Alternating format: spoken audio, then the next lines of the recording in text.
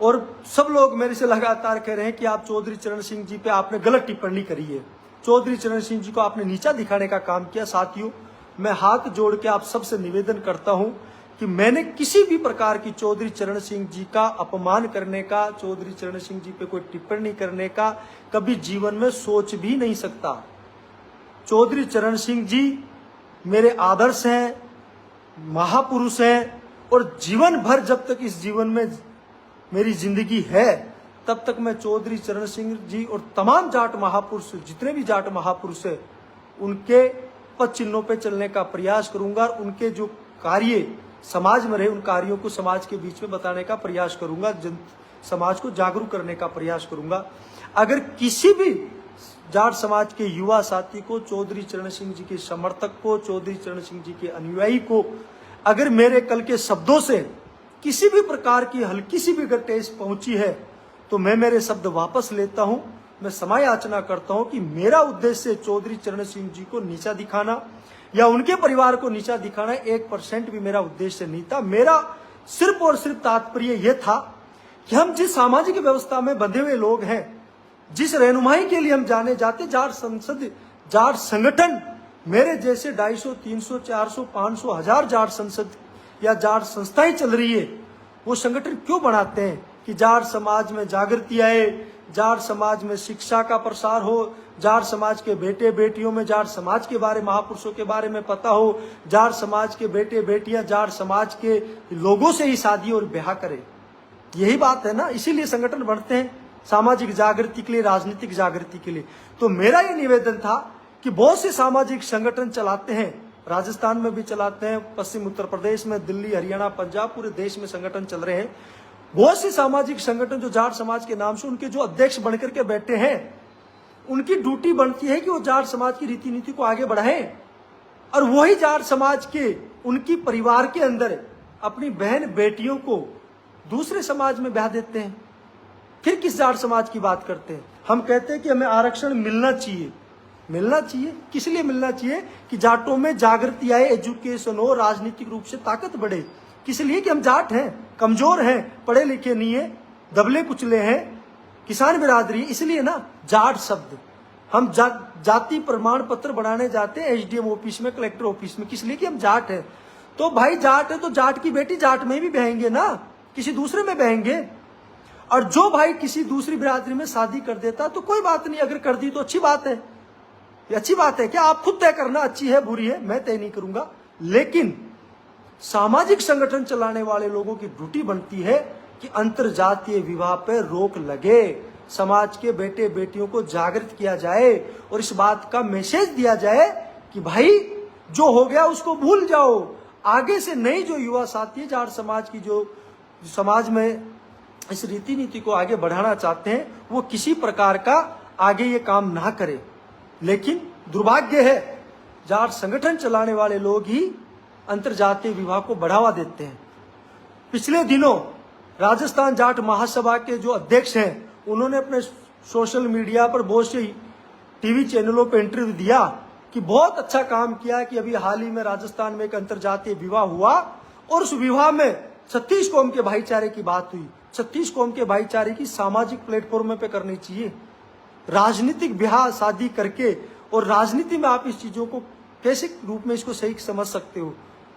साथियों, अगर आप लोग अंतरजातीय विवाह को बढ़ावे देने की बात करते हो तो मैं तो इसको गलत मानता हूं और मेरे स्टैंड पे अंतरजातीय विवाह के स्टैंड पे कायम हूं। अंतरजातीय विवाह नहीं होना चाहिए।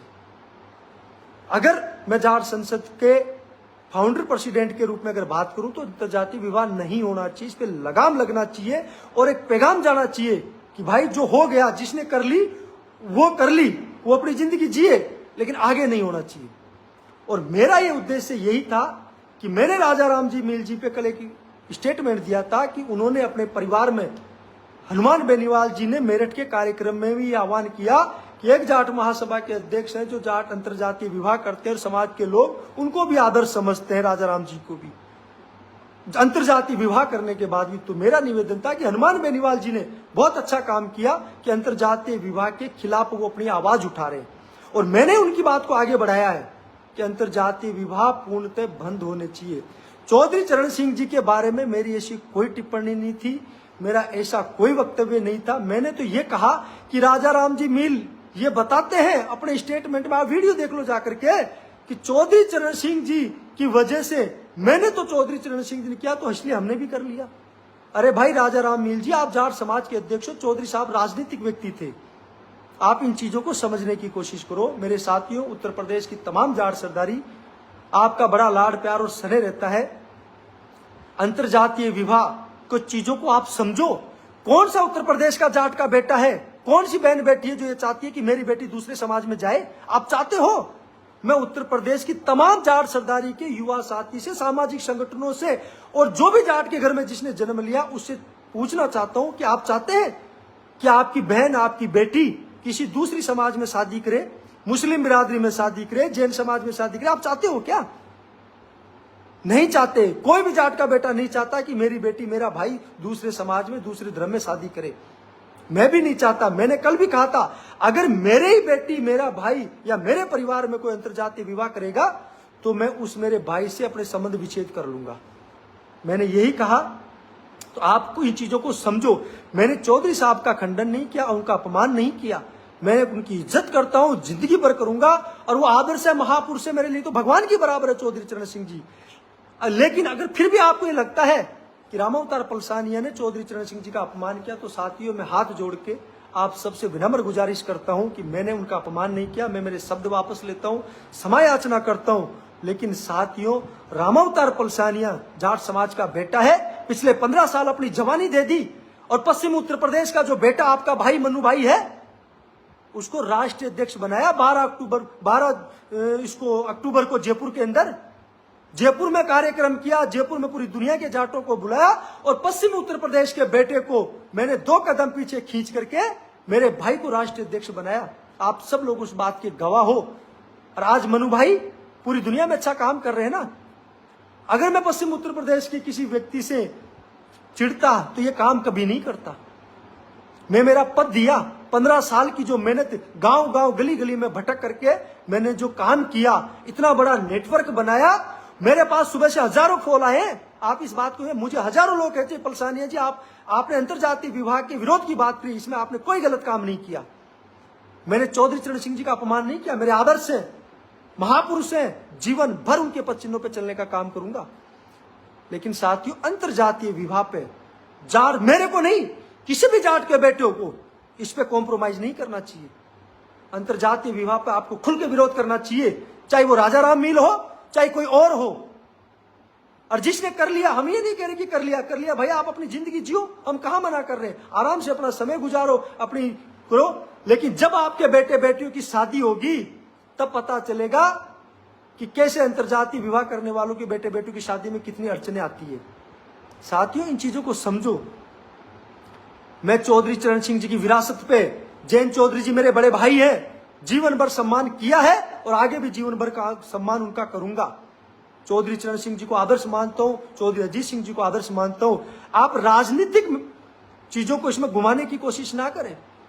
आप कह रहे हैं कि चौधरी चरण सिंह जी पर अमर्यादित भाषा का इस्तेमाल किया, उन पे गलत टिप्पणी करी। कोई गलत टिप्पणी नहीं करी मैंने अंतरजातीय विवाह पर अपनी बात रखी है, आगे भी रखूंगा, जीवन भर रखूंगा, चाहे सीने पे गोली खा लूंगा, लेकिन मैं जब तक जिंदा हूं अंतरजातीय विवाह का विरोध करूंगा। फिर किस बात का संगठन बनाया, किस लिए बनाया?